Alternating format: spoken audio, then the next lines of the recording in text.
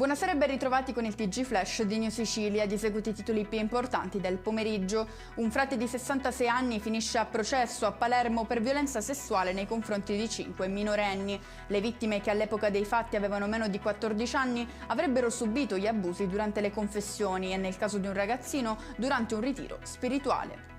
Arriva la condanna per il giovane che a gennaio 2024 a Ragusa aveva tentato il rapimento di un neonato di appena 3 mesi, strappandolo dalle braccia della mamma. La vicenda terminò con l'arresto dell'uomo, che adesso dovrà scontare 2 anni e 6 mesi di reclusione.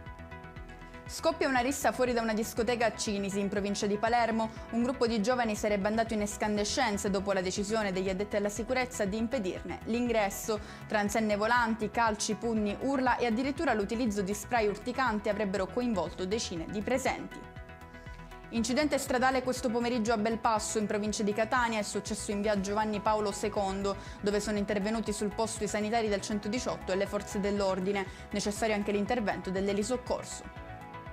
Sole cocente e cieli sereni con qualche annuvolamento passeggero. Queste le previsioni meteo per domani, martedì 1 luglio in Sicilia. Il rischio incendi rimane medio-alto, con un'allerta arancione che riguarda l'intera isola, a eccezione di Trapani, Messina e Siracusa.